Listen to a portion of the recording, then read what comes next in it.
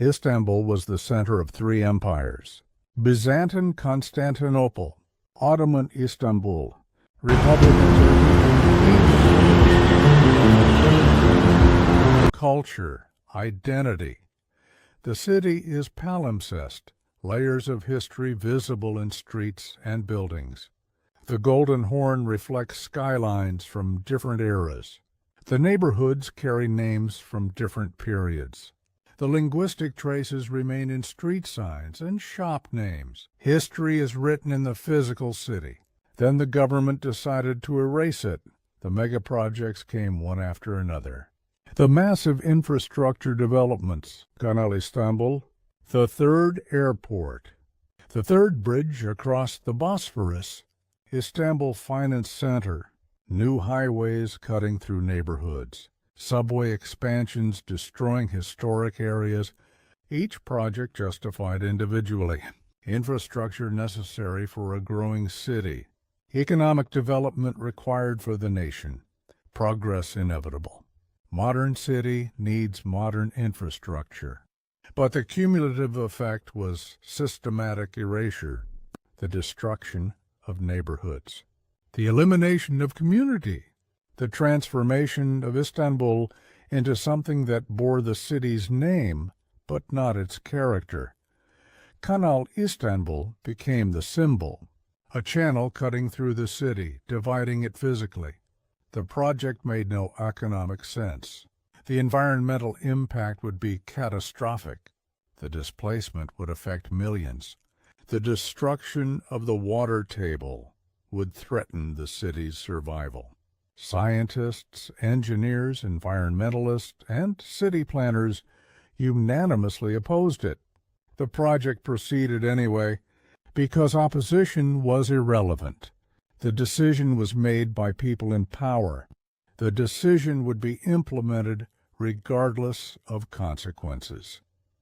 The neighborhoods that had existed for centuries began disappearing. Neighborhoods with distinct identities, where communities had lived for generations, where shopkeepers knew customers by name, where children played. These neighborhoods were identified as areas requiring renewal. The word renewal became euphemism for destruction. The residents were displaced. The buildings were demolished. The character was erased. In its place came apartment towers, shopping malls, commercial developments, the standardized urban landscape that replaces distinct communities everywhere. The historic areas were particularly targeted. The neighborhoods near the Golden Horn, the areas in Beyoğlu that had housed generations of non-Muslim communities, the areas where artistic and intellectual culture had flourished. These areas became valuable property. Valuable because they were historic. Valuable because they attracted tourists. Valuable because they represented something that could be monetized. The communities that lived there represented something that had to be removed. The residents were bought out or displaced. The buildings were preserved or demolished depending on developer calculations. The communities were destroyed. The gentrification was systematic and comprehensive. Property values rose as neighborhoods were marketed as trendy. The rising property values meant rising rents. The rising rents displaced the communities that had made the neighborhoods desirable in the first place.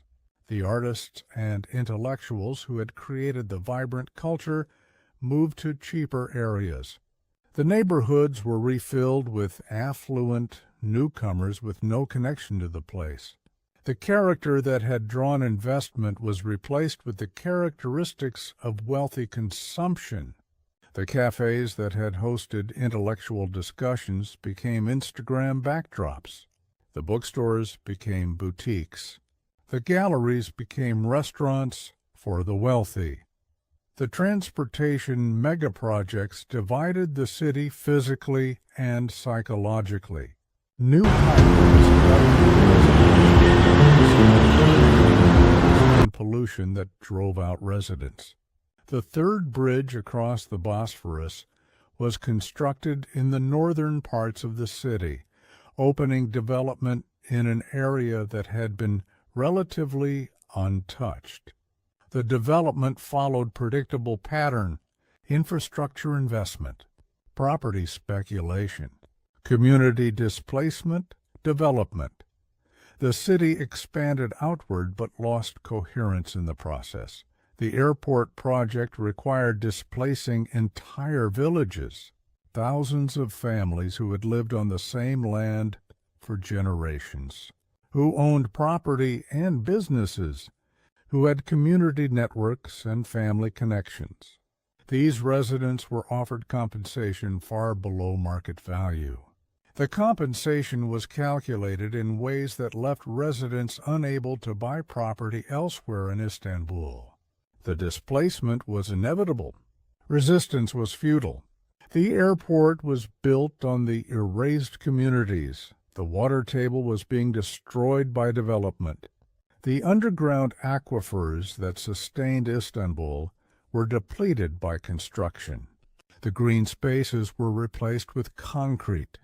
The forests were cut down. The wetlands were filled. The natural systems that sustained the city were being systematically dismantled. Water shortages began affecting the city. The environmental damage was acknowledged and then ignored. The development projects continued anyway. Economic growth was prioritized over environmental sustainability. The city was being destroyed in the name of developing it. The public spaces that had belonged to everyone were privatized. The parks became gated communities. The waterfronts became exclusive developments. The streets became commercial zones. The public realm that had been shared space became segregated space accessible only to those with purchasing power. The poor The middle class occupied the spaces in between, constantly pressured upward. The city that had been diverse became stratified. The neighborhoods that had mixed classes became homogeneous. The historical preservation rhetoric masked destruction. The government claimed to be preserving Istanbul's history while demolishing historic structures. The preservation was selective. Buildings that could be converted to tourist attractions were preserved. Buildings that housed poor people were demolished. The historic districts were converted into open-air museums. The residents became museum exhibits. The culture became performance. The authenticity was replaced with the appearance of authenticity designed for tourist consumption. The cultural institutions were being systematized. The artistic scene was controlled through funding mechanisms. The government funded artists who produced government-approved work. The independent artists were squeezed out. The countercultural spaces were closed.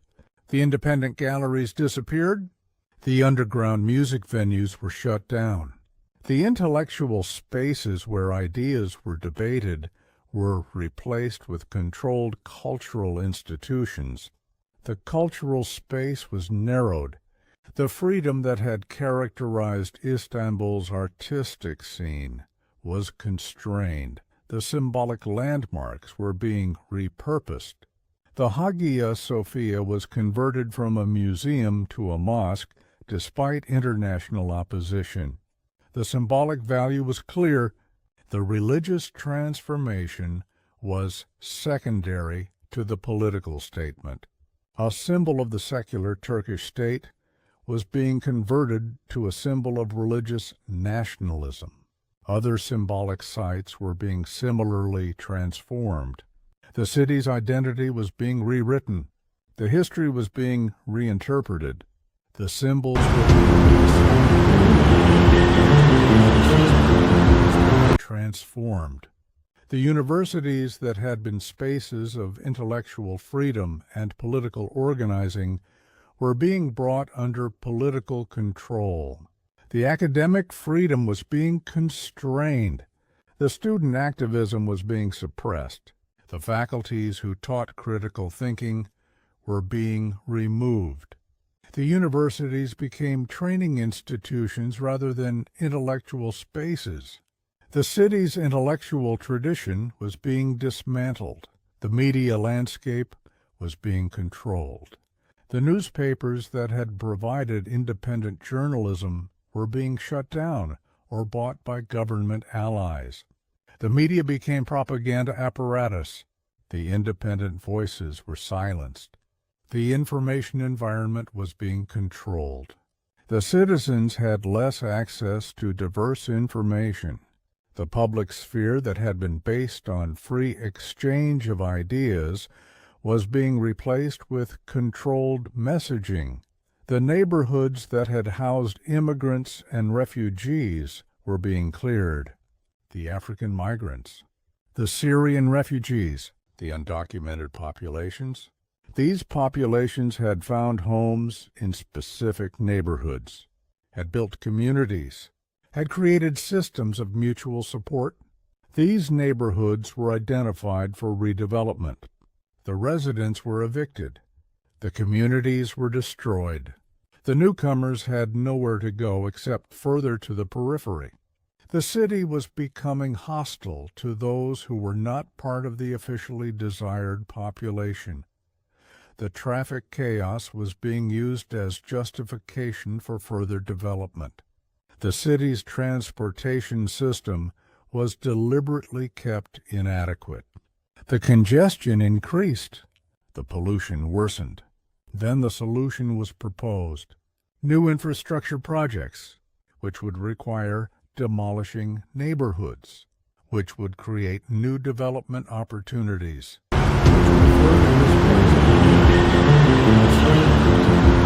Each crisis created opportunity for transformation. Each transformation erased more of what Istanbul had been. The price of housing became impossible for young people. The young generation couldn't afford to buy or rent in the city. They were pushed to the periphery. They were pushed to other cities. Istanbul was becoming a city of the wealthy and tourists. The middle class was being squeezed out. The working class was being evicted. The young people were being forced away. The city was losing the generations that would have created its future. The city was aging. The energy was draining. The culture was stagnating. The collective memory was being erased. The old residents who remembered Istanbul before transformation were aging. They were dying. They were moving away. The young residents had never known the city they were describing. The physical places where memories were anchored were being demolished. The communities where collective memory was maintained were being destroyed. The city was losing its past. The history was becoming abstract. The connection between past and present was being severed. The transformation was presented as inevitable. Globalization requires this. Modern cities look like this. Progress necessarily includes these costs. The alternatives were unthinkable. The resistance was futile. The city was being remade whether residents wanted it or not. Wanted it whether it was sustainable or not. Wanted it whether it destroyed communities or not. The logic of development overrode all other considerations. The machine of transformation ground forward, leaving erasure in its wake.